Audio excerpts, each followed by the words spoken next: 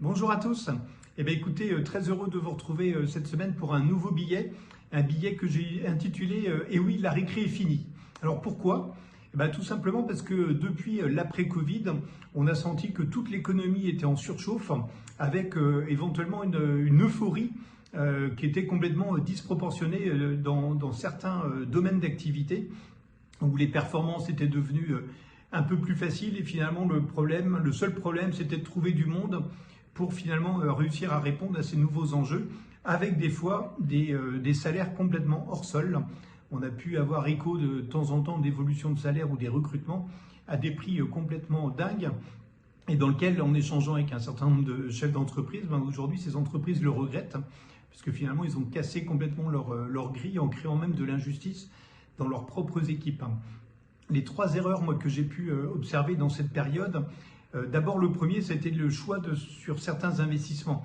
Des investissements des fois qui ont été faits où les gens ont moins regardé, ils sont un peu plus partis des fois dans des solutions et non pas forcément dans la stratégie.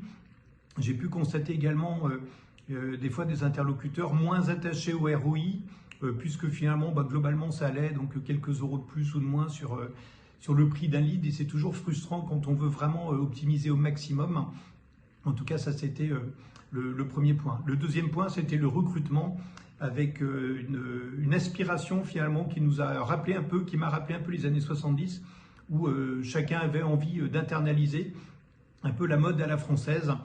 Dans les années 70, toutes les entreprises avaient leurs femmes de ménage, les plus grosses avaient des serruriers, voire des coursiers. Et ça a été un peu une course un peu sans fin, en créant souvent des armées mexicaines, donc avec des postes qui n'ont pas forcément une grande utilité. Et puis des fois la recherche vraiment du champion du monde qui est capable de tout faire et qui va tout embrasser. Voilà. Et aujourd'hui on se rend compte du décalage que ça peut opérer. Et puis le troisième erreur, ça a été souvent de réinventer finalement la roue, mais avec du retard. Donc tout le monde est mobilisé, tout le monde a envie de faire des choses, et ils sortent des innovations, mais qui finalement ne sont pas du tout innovantes, puisqu'elles existent déjà depuis un bon moment sur le marché. Et voilà, ça a rassuré chacun de faire des choses, et finalement ils auraient pu aller beaucoup plus vite. Et puis là, du coup, depuis cette année, 2023 et 2024, on va être sur la même tendance. La conjoncture est plus compliquée, tout s'est resserré, et du coup, on voit là une tendance qui est complètement inverse, c'est que ça allège assez fortement les équipes en interne, puisque l'entreprise recherche plutôt de la variabilité. Et puis, il y a moins de place maintenant pour le bricolage. Finalement, ça pouvait être bricolé. On a vu des fois des entreprises confier même à des alternants quasiment les clés du camion. Et globalement, ils semblaient être contents de ça. Et puis aujourd'hui, ils se rendent compte que c'est plus du tout le cas.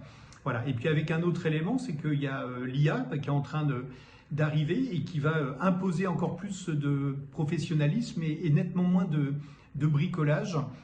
Et donc sur 2024, en tout cas mon intime conviction, c'est qu'il va falloir que chacun soit beaucoup plus focus sur son cœur de métier, arrêter de se disperser sur tout un tas de sujets périphériques, plutôt s'appuyer sur des expertises et des gens qui ont le savoir justement dans ce domaine-là, pour pouvoir aller beaucoup plus vite et de façon beaucoup plus forte, puisque globalement sur le digital, c'est comme dans l'économie, c'est un peu une course contre la montre face aux concurrents. Et bien écoutez, je vous laisse lire mon billet, n'hésitez pas à liker, à commenter, à me faire part de vos retours, de votre analyse à vous de cette période-là, c'est ça qui m'intéresse et c'est ça qui nous fait avancer.